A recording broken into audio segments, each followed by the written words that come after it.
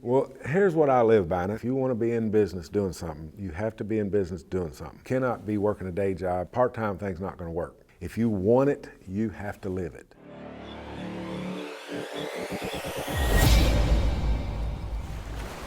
Well, hello, folks, and welcome to the Dieter Melhorn Fishing Podcast. I hope you're having a good day, whatever day it is that you happen to be listening to the show or watching it. You can now watch the video version of the podcast on my YouTube channel. Some of you folks may be watching the YouTube channel and know that there is a actual audio podcast out there that is on all the popular podcasting platforms that are out there and available, and same name as my YouTube channel, Dieter Melhorn Fishing, and same name as my website, DieterMelhornFishing.com, which is a great place if you're listening to the podcast to reach out and contact me. A lot of people want to drop a message, drop a note, drop an idea, tell me the podcast sucks, you need to change this, whatever the reason it is. The website's the place to go to, DieterMelhornFishing.com. And if you're interested in a guide trip, there's a link there to all the guide trip information that I have. I do guide trips here in the Carolinas along the Catawba River chain of lakes, which is near Charlotte, North Carolina. So all that information is on the website. All you guys who are return listeners and YouTube watchers, I appreciate it. Thanks for your patronage. Thanks for checking out the podcast, checking out the videos. And anybody new, welcome. I hope you like it. I try to put these podcasts out fairly often. I'm trying to get more and more consistent with them now that our studio is finally finished and we got everything in place here, up and running. Got our catfish there over the shoulder from the folks at Catfish Clothing. Thanks for the light there to dress the wall up a little bit in the background. Always check out Catfish Clothing. The links are on my website. Use the promo code Catfish. You can get a discount from them. So thanks, guys. I appreciate that. And today we've got a pretty cool guest. I was just back from the Catfish Conference a couple of weeks ago. And when I'm at the Catfish Conference now, I try to tape podcasts, tape interviews, get content, because there's a lot of people there from the catfish industry. For you guys that don't know what the Catfish Conference is, it's basically a trade show. It's a fishing show, but it's catfish centric. Everything is focused on catfishing and fishing for catfish. You can get stuff for other types of fishing, but there's a lot of catfish gear there. And this is the first year it's been back since 2000. They finished up the show in 2000, just a couple of weeks before the bottom fell out with the coronavirus and shut down, and they didn't have one in 2001. So 2002 was like the big reunion, and it was packed. A lot of people there. It was a great show. A lot of good people. Met a lot of you guys that watch the YouTube channel, listen to the podcast. Always enjoy when you come up and say hello. Never hesitate when you see me at one of these places to come say hello. I love talking with you. Sometimes I'm 100 miles an hour and zipping around, but I love hearing from folks. So thank you for coming by and saying hello. And one of the things I taped out there was a podcast with a new Hall of Famer, the Catfishing Hall of Fame, the ACA, American Catfishing Association, started a Hall of Fame for folks in the catfish world. And they had their first banquet and award ceremony at the Catfish Conference this year. So something new they added was this Hall of Fame. And my guest is in the introductory class for 2022, and that's Steve Douglas from Monster Rod Holders. Got the hat and the shirt on here in honor of him. Steve, I need a new shirt. Check the order basket. My shirt's getting old. And great guy. Most people know him from the Monster Rod Holder business. But Steve really, before that, was fishing for catfish, fishing tournaments, that kind of thing. And he's got a YouTube channel. Obviously, Steve Douglas, the Catfish Dude, a channel that a lot of us, myself included, kind of was a motivation for getting into the YouTube world. And on top of that, he's the guy who was part of the team that created the initial Catfish Conference, the trade show. So we actually taped this podcast with him just a few minutes before he was inducted into the Catfishing Hall of Fame. It was actually right after this. They had the ceremony and the big induction and everything that went on. So I got him right before, but he's a Hall of Famer now, and it was really, really cool to sit down with him. You're going to find some stuff in this podcast you probably did not know about Steve, and that's the thing I love about these podcasts is we got the time to just sit and talk, and I got some really good stuff out on him. So let's sit back, enjoy the podcast with American Catfishing Association Hall of Famer Steve Douglas. Where did you grow up at, Steve? Where was little Steve? Where was little Steve when he was a little boy? I was born in Indiana, lived in New Albany, Indiana, went to school up to 6th grade in New Albany, Indiana, and moved to Kentucky when we was about 12 years old. So I spent my 7th grade year in Kentucky from then on, and that was Bardstown, Kentucky. Now, from what I've heard you say, you kind of grew up in the country? Country, yep. You remember the first fish you caught? I do. Tell me about it. Well, when I was in Indiana, actually, the school I went to had what they called a heyday, and every Friday, the teachers would take the students out, and they'd get to do like career days. One time I chose veterinarian. I got to go scoop up dead animals from the street. Don't know what that had to do with veterinarian or not, I don't know. But second time I went fishing with a teacher. She took us to a lake and we caught bluegills.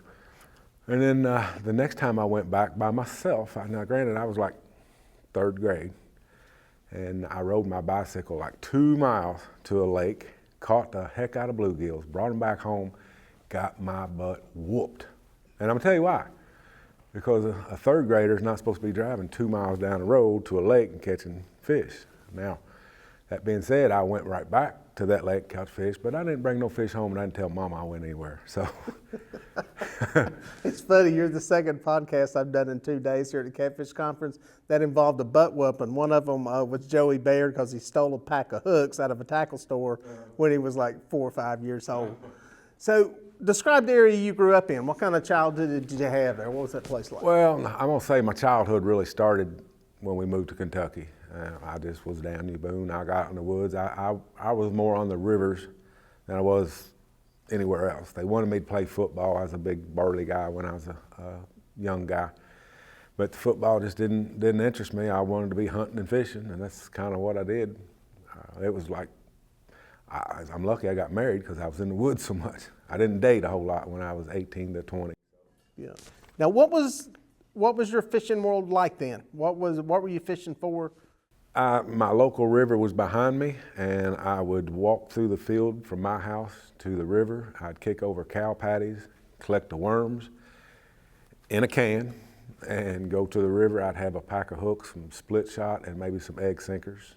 No leaders, none of this fancy stuff. It was a hook, an egg sinker, and a split shot to hold the egg sinker up, and I just threw it out. We'd catch carp, we'd catch catfish, we'd catch what I call white perch, but since learned that they're called drum.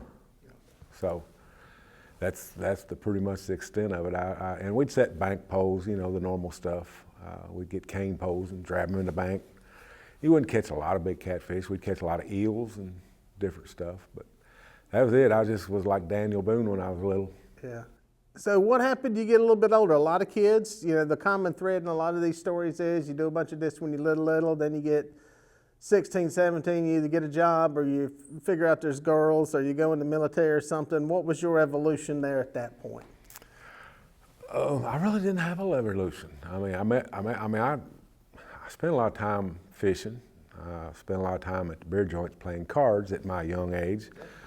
In Kentucky, if you're 16, 17 years old, and actually probably younger, back then, you could go to the beer joints and partake in the pool and stuff like that. So that's kind of what I did until Mom said, you need to get a job.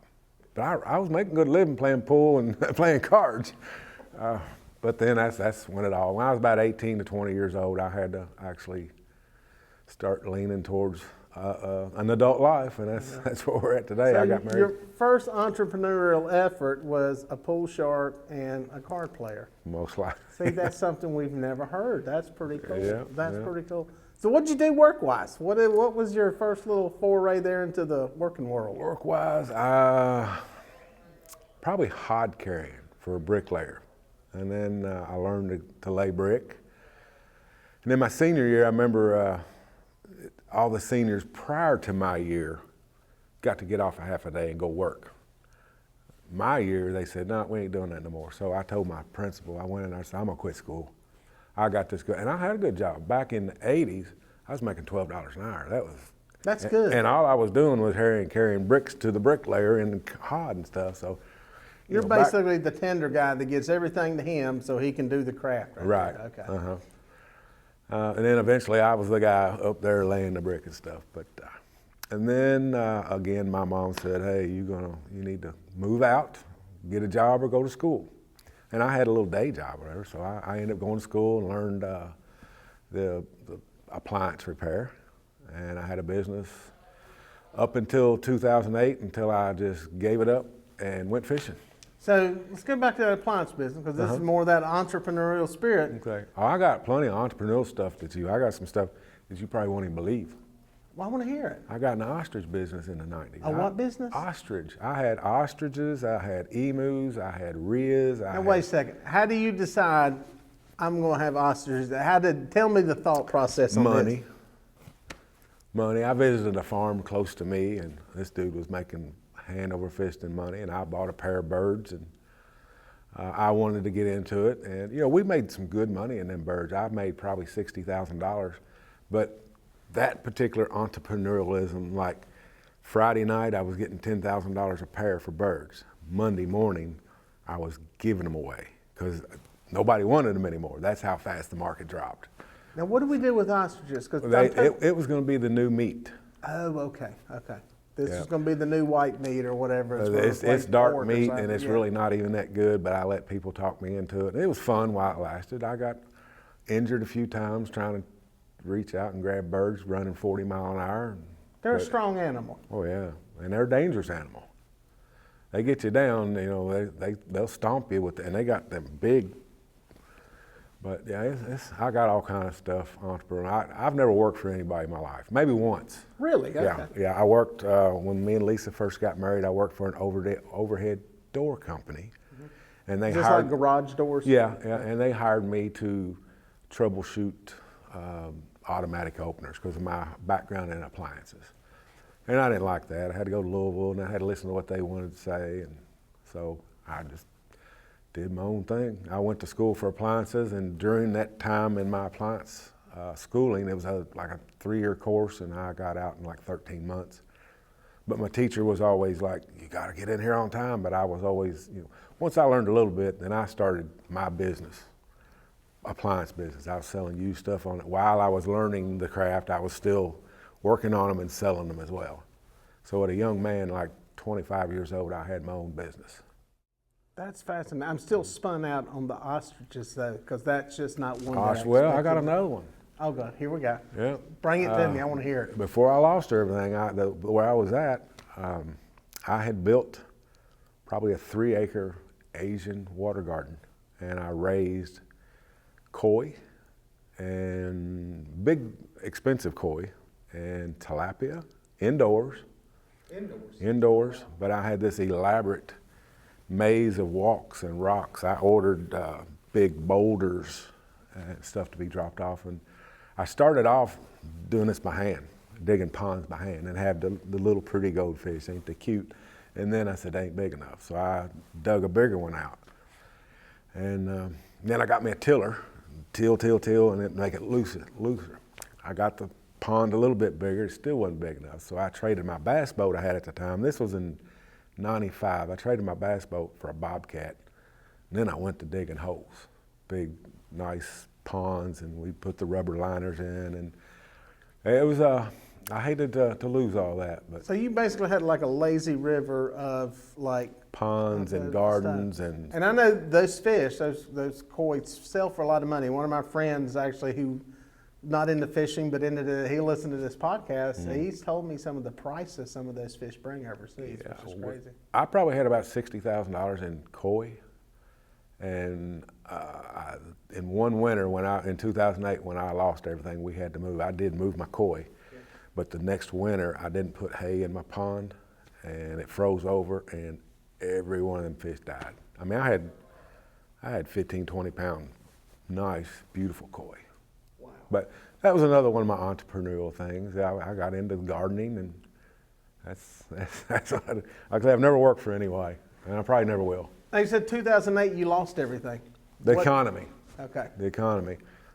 I owned that business. I had some nice property here, some nice property here. I let the real estate kind of guy tell me, let's auction both of them at the same time. He did it. They didn't bring nothing near like it was supposed to, so I just sold everything I had and went fishing. And that's the best thing that's ever happened to me. Best thing. So you went fishing. At that time, were you fishing for catfish or still bass fishing? I was catfishing. Okay. Yeah. Because when I first met you, I remember you had the bass boat, but you were fishing for catfish out of it. Yep. That was that same boat. That's the only thing I owned after 2008. That's the only thing I had in my name. Wow. And what were you doing work-wise at that point? Had the rod holder business started then? Or, Yes. Okay. Yeah, barely. Okay. Barely. So you had that. I going. just hustled until things came around, and anything's game, So What gave you the clue on rod holders of all things? I wasn't trying to get into the rod holder business. It's like that one fish broke my line, and a new guy. This was like 2004, something like that. I was the new guy into the fishing, and there wasn't a whole lot of rod holder options out there, and I had those little 3/8 inch Walmart cheapies. I'm not going to say which brand it was because I'm not really even sure, but it broke and took my stuff out the door. In my mind, as a new angler, that was my 100-pounder. I've missed it. Never going to catch a 100-pounder again. And I went home and made some rod holders. And of course, I was on the tournament scene for years, and folks just started seeing them and said, hey, I want some too. And here we are today, 15 years later maybe. And my business generates nearly $1.5 million a year. Yeah. And at that time, there really weren't that many rod holders around. Like you said, you had something you'd get at Walmart or something like that, and that was about it selection-wise. Mm-hmm. But I made rod holders that are specified to our species. Yeah. Bigger and heavier. Yeah. Mm-hmm. And wider. That's the problem with these catfish rods. They're so wide and bulky, but the smaller rod holders, kind of, when you got a 50-pound fish fighting, it's hard to get out of a 1.5-inch space. It's better to get it out of a 2-inch space. Right. So once that started to grow, what was that like? I mean, it's one thing to make a few of them for your buddies here and there, and what did you experience there? Because that's at a whole different level of entrepreneur once it starts cranking up. What was that growth? Well, I really didn't even know what I was doing. I had to learn as I went. At first I started dipping with the cold dip.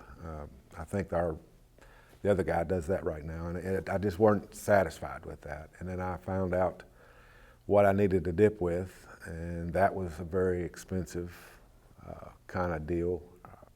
I started baking these things in my home oven. Like, I cook my cookies in it, and then I bake my rod holders right in behind them as we got orders. And I did all this in my basement for years. And we built a business, probably a $500,000 business in my 1,400 square foot basement. We'd have to carry all the raw material down, rod holders and all, bake them, pack them, and bring them all back up. So it was hard in the beginning, but it's... Well, did you have any scary times along the way there? Because there's most everybody, I did one with Caleb Page and talked about, he said the biggest thing that when he started his rod business was the first time he had to give away money to Zach Royce for catching them record fish because he almost went bankrupt. He wasn't banking on somebody actually catching one. Did you have any of those trials along the way? I wasn't. I mean, the worst I did was, hey, you win a Cabela's King Cat and I'll pay you $1,000. I never thought anybody would do that. So that hurt a little bit during a time I didn't have money, but I wasn't going to renege. Right. But Caleb Page just needs to learn not to put that much money out, or get an insurance policy or something. Yeah. Well, I heard that he has gone up on how much he's. Yeah, he told me $20,000. Yeah, which is crazy. I commend you guys for taking that kind of risk. And along the lines of risk, the Catfish Conference. In the beginning, nobody knew what the heck it was. We didn't even know what it was. Yeah, half the people thought it was a biologist symposium, and they didn't know what it. How did that idea come about? Take us back through that. Well, Jeff Jones Marine contacted me and wanted to give me a boat to run for their business, and I agreed to do that. And one of the employees that was there pushing the boats at the time, his name's Jim Hopper, I believe, he said, "Hey, Steve, you think we could have like a fun day? Invite everybody out and we'll have some cocktails and drinks and snacks and stuff." And I figured I could probably draw 200 people to the event. And I really didn't know what it was, but actually I got tangling with Catfish to drive from Illinois. I've got Fat Boy Rods to drive from Iowa. I've got a bunch of people to drive just to set up their at that time, rods or other things that they sold for catfish. And that was what year? 2015 or 2016. And we end up supposed to open at 8. Most people are supposed to open at 9, and most people were actually sold out by 9 because we couldn't keep them out the door. I mean, we had approximately 1,500 people come in this little garage of Jeff Jones Marine. And we had to push motors to the side and everything just to get guys in there. So, but after that, it's just kind of snowballed. Yeah, that's amazing. So it probably wasn't even a big leap going to the Crown Plaza. That's where it was first, in a hotel, basically banquet room. Yeah. Looking back on it, it's kind of funny to almost imagine that you could get all that in there. So that probably wasn't a big leap into that, I would not think. Or was it? It was a big leap because Jeff Jones was free, per se. The Crown Plaza, everything starts getting expensive now because for some reason hotels and convention centers think their stuff is made of gold. Yeah. So, we have to do negotiations, but I think it was better to have it in a different spot than that. And then of course we stayed there for 2 years, and then we realized we needed to go somewhere else because we got a picture one time and it was shoulder to shoulder. It's like people couldn't even walk through and see things because there were so many people in there. It was nice, it was convenient, you could stay right there in your room, but there was no room in the thing. I would love if they had 100,000 square foot over there for us, because I like leaving there, going to the restaurant, going to my room, and not having to drive and leave anywhere. Yeah, exactly. You make the jump here to the Kentucky Expo Center. Mm-hmm. It's a massive complex. Obviously, you don't have all of it. Massive right. Complex. How scary was that? I mean, you're moving on up like the Jeffersons here, Well, it's not really scary because I'm kind of confident, and I don't want to say confident, I'm kind of sure that the community's behind us on this. What's difficult is, like, say, dealing with the people who think they have gold. I mean, like, specifically, like the curtains we put up there around through there. We're realizing we're going to have to buy them ourselves because I spent $10,000 on just curtains to put up, and that's ridiculous. So, nothing's really scary, I don't think.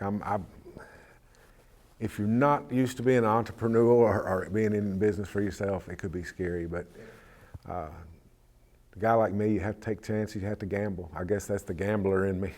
And yeah, that's kind of like, I think, part of it. It's almost like that 17-year-old gambler shooting pool and stuff. Yep. You figure if you sling enough, sooner or later you're going to get... Well, here's what I live by, and that's what I learned in 2008. Because you cannot, if you want to be in business doing something, you have to be in business doing something. You cannot be working a day job, climbing poles, electric poles, or whatever you do during your day job, and work here at night. A part-time thing's not going to work if you want to do it. If you want it, you have to live it.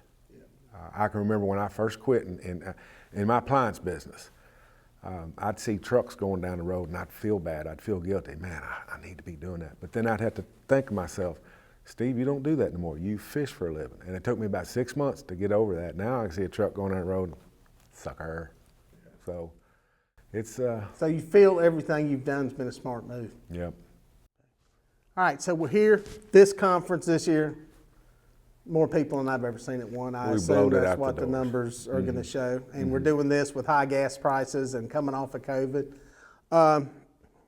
What's next? I mean, what do you, without going into any super secret little entrepreneurial plans, I mean, what's the ceiling on this? Where does this, I mean, what is the future on this? I want to get one more permanent event on the, I can't talk about West Coast right now because that's way too far, but I want to get another permanent event on the East Coast.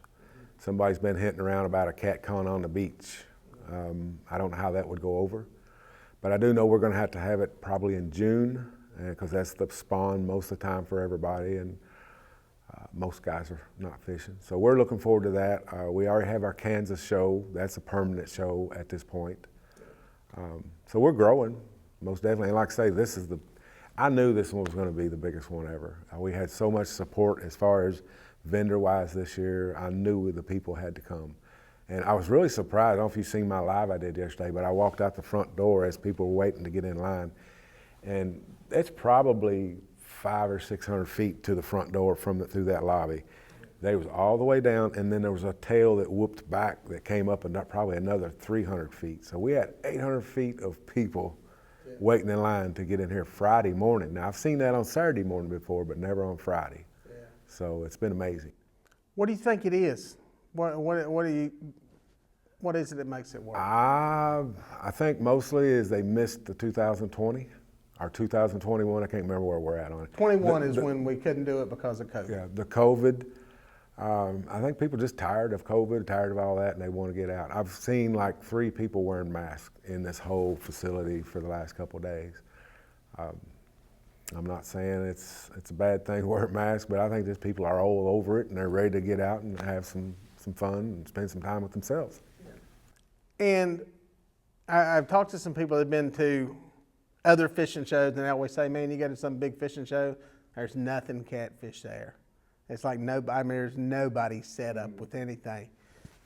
And then you have a show that's all catfish, and it's packed like one of the bigger shows. What does it say about the catfish community, the people? I mean, they eat this stuff up. They do. And they're new people coming out. I've talked to so many people today that just, hey man, I seen your videos, you got me started. Now, and I look at this fish they're showing me 30, 40 pound fish. So everybody's excited, and yeah, it's going to be a good one. Well, there you go, folks. An ostrich farmer. Raise your hands if any of y'all thought Steve Douglas was an ostrich farmer at one point in his life. It's the reason I like doing these podcasts, guys. Most of the people I get in here, I try to pick people that I can really sit back and peel the onion back, so to speak, and get a glimpse into their life, who they are, where they come from, what they're about, and some stuff that you're probably not going to hear in a fishing seminar somewhere or on their Facebook page. So I appreciate it, Steve. Nobody deserves to be in the Catfishing Hall of Fame more than you. And the cool thing is we got a lot more that we're going to see and hear from Steve down the road, and a lot more that we're going to hear from some other anglers that I take podcasts with at the show. I've got several other people that I got podcasts with while I was there, so stay tuned to the channel in the upcoming weeks. I've got some fishing guys. I got a guy who does actually fishing replicas. It's similar to mounting a catfish, but it's not really mounting. We'll go into that in one of the podcasts, and just some cool people, some cool information, and some cool insight and nuggets into people in the catfish world. So appreciate you listening. Appreciate you checking it out. We'll catch you guys out on the water. Well, folks, if you made it this far, thank you for watching. Here are a couple more videos that I think you're going to like. I'd watch that one and then that one. No, do that one first and then that one. I don't know. Just watch them both. They're both good.